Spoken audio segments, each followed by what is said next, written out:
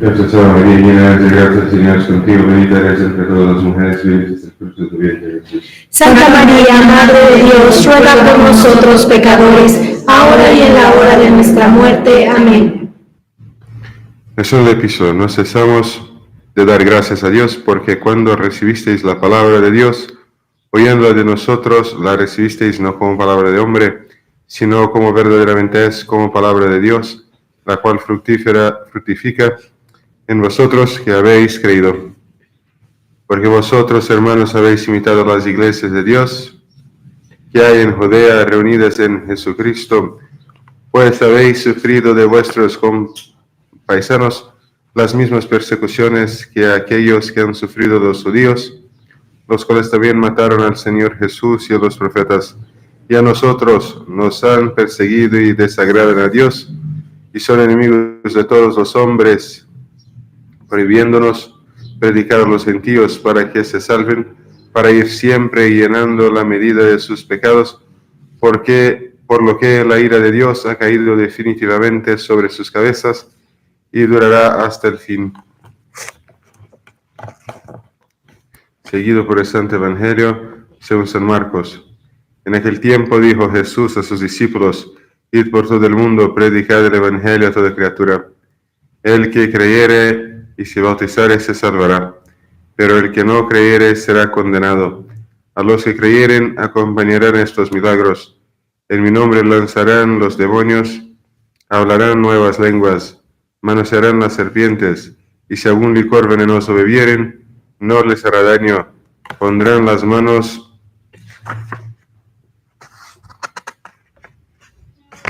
sobre los enfermos y quedarán estos sanos. Ave María Purísima, Sin pecado concebida. en nombre del Padre, del Hijo y del Espíritu Santo. Amén. El siglo III tocaba su fin. Maximiano, soldado advenedizo y general cruel, había sido elevado al mando del imperio por Diocleciano. Estos dos Augustos, con los Césares, Galerio, subordinado a Diocleciano, y Constancio Cloro, a Maximiano, formaron una tetrarquía que debía regir los destinos del mundo. Este último, en agradecimiento a su bienhechor, determinó construir un magnífico edificio que perpetuara su nombre.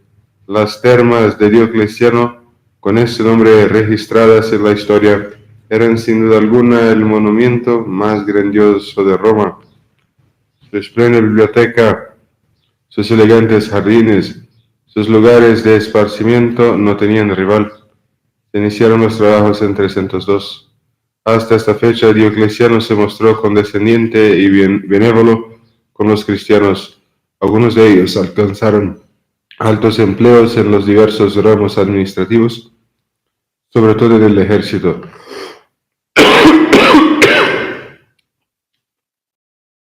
Los esclavos cristianos eran tratados con suavidad desconocida hasta entonces. La nefasta influencia de su yerno Galerio, hombre sanguinario y de instintos malvados, la debilidad de carácter de Diocleciano acabaron por cambiar radicalmente tan buenas disposiciones. La primera labor de Galerio fue purificar el ejército. 6 años más tarde, el emperador, lleno de años y achaques, se dejó arrancar los edictos persecutorios que sembraron la desolación y la muerte por todo el imperio. Las actas de un grupo de mártires africanos de esta época nos ofrecen detalles curiosos de los mismos.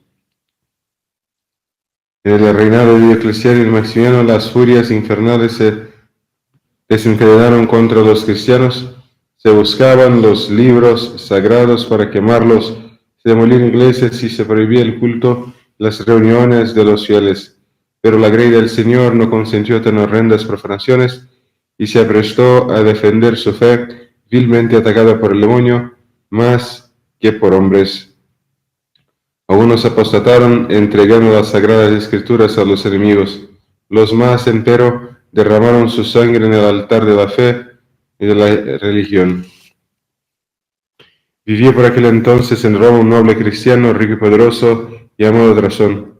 Conmovido por las vejaciones de que eran blanco los siervos de Dios, resolvió emplear sus inmensas riquezas en su socorro. Siríaco, largo, cinicio e esmaragdo fueron los instrumentos de que se valió para llevar a término su generoso propósito. Según refiere un antiguo autor italiano, Siríaco era oriundo de Toscana, de familia rica pero pagana. Sucedió a su padre en la prefectura de su provincia. Más tarde fue agregado a la corte imperial en Roma. En esa ciudad conoció la religión cristiana, aprendió secretamente sus dogmas y su moral, distribuyó sus riquezas entre los pobres y abrazó el cristianismo, dedicándole el resto de su vida a las obras de caridad entre sus hermanos perseguidos. El valor, la abnegación, el celo y la caridad de estos 4 varones granjearon la confianza de Drasón. Los atletas de Cristo, burlando la vigilancia de los guardianes, depositaban las manos y en el corazón de sus hermanos, empleados en la construcción de las termas, la limosna material y el consuelo espiritual. El Papa San Marcelino, noticioso del celo de Siríaco y de Largo, premió tan desinteresados servicios, elevándolos a la dignidad del diaconado. El Señor quiso además recompensar con tesoros celestiales la heroica abnegación de sus siervos, dándoles parte en sus sufrimientos. Cierto día los guardianes lo sorprendieron en su caritativa ocupación. Al punto se les condenó a compartir idénticas penalidades y trabajos. Al comunicarles la sentencia, sus rostros se encendieron de santo gozo y sus labios murmuraron cánticos de alabanza y reconocimiento. No pudiendo aliviar sus compañeros con limosnas, les ayudaban con exhortaciones y ejemplos. Risueños y sorridentes, Siríaco y sus 3 compañeros transportaban piedras y arena, arrastraban carretones y hacían de peones. Terminada su labor, aún les sobraba tiempo para ayudar a los más necesitados y agobiados.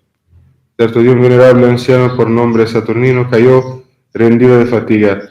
Los 4 jóvenes se levantaron respetuosamente y le prodigaron cuantos cuidados estaban a su alcance. Este acto unitario llenó de admiración a sus propios guardianes, los cuales pusieron en conocimiento del empleador la virtud y entereza de nuestros santos. Maximiano, en vez de conmoverse, se irritó grandemente. Ordenó los arrojasen sin demora a un oscuro calabozo y los atormentasen sin piedad. Días más tarde el emperador hizo conocer a Sicinio antes de su tribunal. ¿Quién eres tú?, preguntóle con sequedad. Soy, respondió Sicinio con suavidad, un pecador. Me llamo el siervo de los siervos de Cristo. ¿Qué himnos cantan los cristianos? Si los conocieseis, conocerías y adorarías a vuestro Criador. Por fortuna hay otro Creador que Hércules el invencible. Vergüenza y sonrojo me causa oír pronunciar su solo nombre. Propongo a tu inmediata elección a esta alternativa: sacrificar al dios Hércules o ser pasto de las llamas. Morir por Cristo es mi único deseo. Dichoso de mí si consigo la corona de la inmortalidad. No pudiendo oír semejante lenguaje, ordenó el emperador que le encerrase en la cárcel mamertina, mas queriendo vencer su constancia, le sometió más tarde a un nuevo interrogatorio. Al comparecer entre los jueces, viéronle rodeado de una luz celestial y se oyó una voz que decía: venid, benditos de mi Padre, recibid el reino que os tengo preparado desde el principio de los siglos. Aproniano, testigo de este milagro, se convirtió al cristianismo y recibió de manos de Sicinio las aguas bautismales. Algunos días después fue decapitado. Su alma gloriosa voló al cielo con la falange de los mártires. Sicinio y su compañero Saturnino fueron conducidos de nuevo a la cárcel, donde instruyeron y bautizaron a numerosos paganos que los visitaban. Enterado de ello, Laodicio, prefecto de Roma, mandó que, cargados de cadenas y con los pies descalzos, compareciesen ante él. «¿Perseveráis aún?», dijo el prefecto. en vuestras vanas y ridículas supersticiones y negáis la adoración a los dioses del imperio? Respondieron: nosotros, pobres pecadores, somos siervos de Cristo. Por nada del mundo nos envileceremos adorando a los demonios y a las piedras. Entonces Laodicio mandó traer el pebetero en que se ofrecía incienso a los dioses. Confunda el Señor a los dioses de los gentiles, exclamó Saturnino. A esta voz cayó el ídolo desmenuzado en tierra, y 2 soldados, llamados Papías y Mauro, movidos por la gracia de lo alto, se convirtieron a la fe cristiana, exclamando: verdaderamente el Señor Jesucristo, que adoran Sicinio y Saturnino, es el único Dios verdadero. Ebrio de cólera, el juez ordenó que se extendiesen a Sicinio y Saturnino en el leculeo y que fuesen golpeados con nervios de toro y varas flexibles. Sufrieron tan largos tormentos, repitiendo esta hermosa plegaria: gloria a ti, Señor de los cielos y tierra, que nos concedes la gracia de ser contados entre tus siervos. Después, dirigiéndose a los verdugos: ¿es posible que el demonio sea tan dueño de vosotros, que os haga ser tan crueles con estos siervos de Dios? Les dijeron.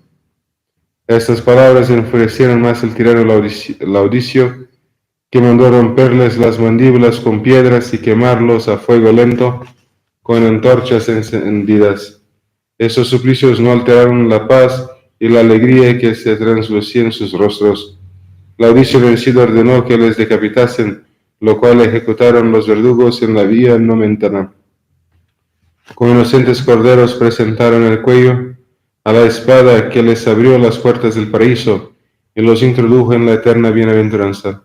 Papías y Mauro fueron arrastrados bárbaramente hasta la misma vía. Sus cuerpos, horriblemente mutilados, dieron paso a sus almas preciosas, que se fueron con el coro glorioso de los mártires el 29 de enero, día en que la Iglesia celebra su fiesta.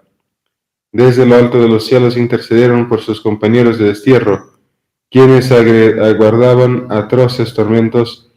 El Señor escuchó sus ruegos y, sostenidos por la fuerza divina, conquistaron todos los laureles de la victoria.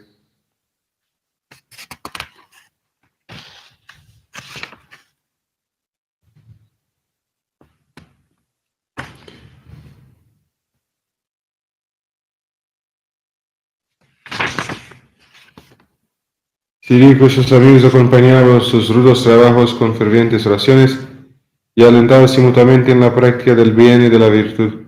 El Señor recompensó su fidelidad y sus sufrimientos con el don de milagros. Por su intercesión, algunos ciegos recobraron la vista y otros varios enfermos la salud. Pero nuestro Señor quiso manifestar por su fiel siervo Ciríaco con mayor clarividencia la fortaleza de su brazo. Una hija de Diocleciano, llamada Artemia, sufrió horriblemente porque era atormentada por el demonio. La medicina humana se veía impotente para curar tan gran mal. El maligno espíritu gritaba sin cesar que sólo abandonaría su presa por orden de Ciríaco, diácono de los cristianos. Convenía, por lo tanto, recurrir a la benevolencia de aquel cristiano condenado a trabajos forzados por la crueldad imperial. Grande humillación se pedía al amor paternal. Por orden del emperador, Ciríaco y sus 2 amigos, Largo y Esmaragdo, se llegaron al palacio escoltados por los nobles de la corte y con toda clase de atenciones y deferencias. Llegados a la cámara imperial, acercóse Ciríaco a la joven posesa y ordenó al demonio en nombre de Dios que abandonase el cuerpo de la princesa. Si me arrojas de aquí, replicó el demonio, haré que vayas a Persia. ¿Cómo veremos? El demonio cedió al poder divino y la princesa fue libertada del inmundo espíritu. La emperatriz Prisca, cristiana en secreto, según Lactancio, instruyó a su hija sobre los misterios de la fe y la bautizó sin el conocimiento de Diocleciano. Este, reconocido por tan milagroso favor, concedió la libertad a Ciríaco, a Largo y a Esmaragdo, y mandó que se diesen una casa en Roma.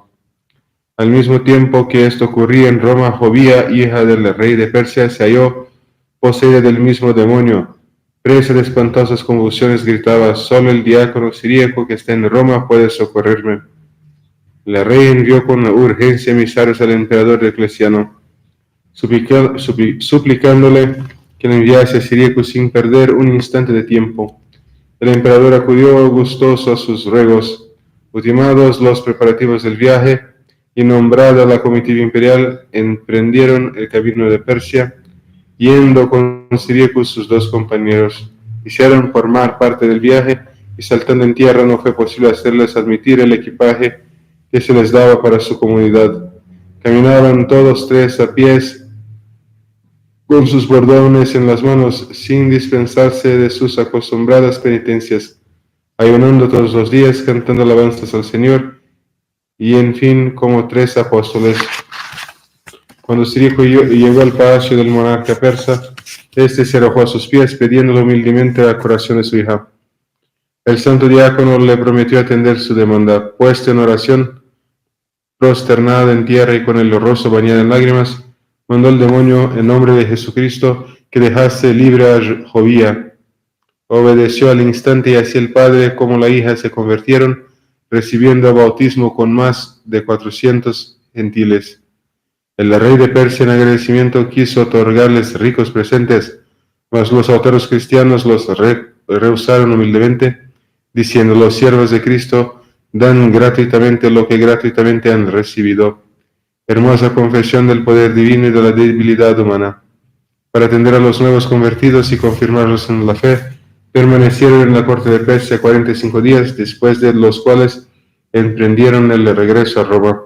Eran portadores de cartas laudatorias del rey de Persia para su colega Diocleciano, el cual les dispensó honroso recibimiento y los dejó vivir en paz.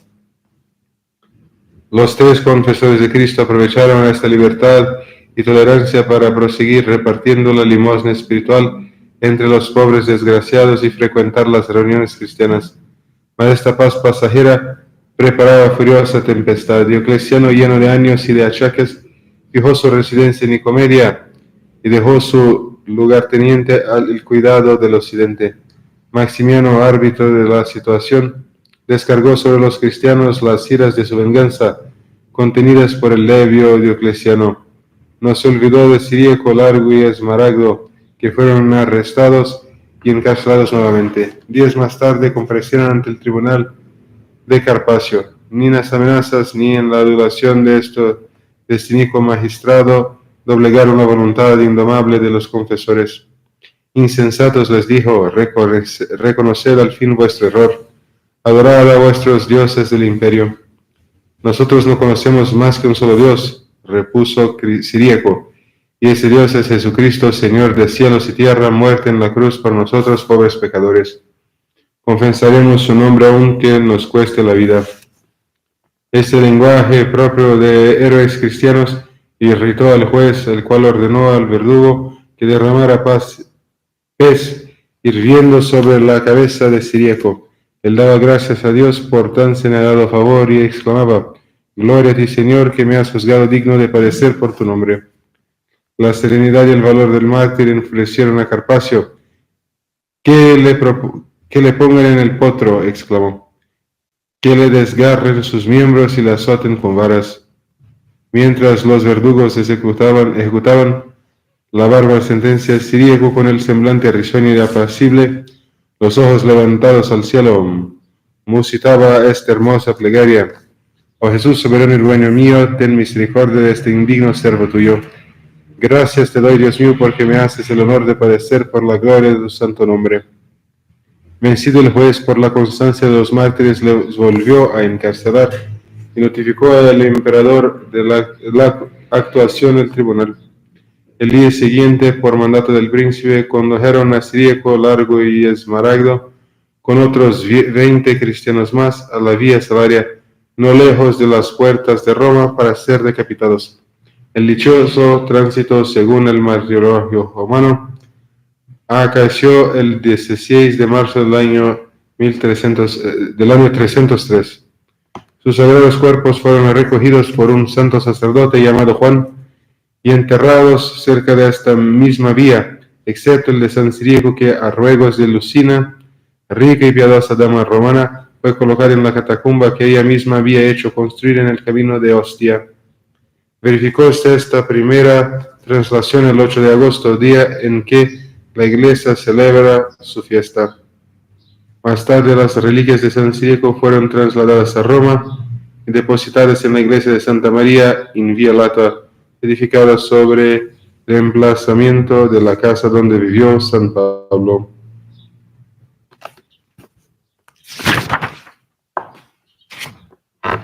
Entonces hoy meditemos en la vida de los santos mártires que dieron su vida por Cristo y, inspirados por su ejemplo, estemos siempre dispuestos a ofrecer nuestros sufrimientos a Cristo. Ave María Purísima, sin pecado en el concebido. nombre del Padre, del Hijo y del Espíritu Santo. Amén.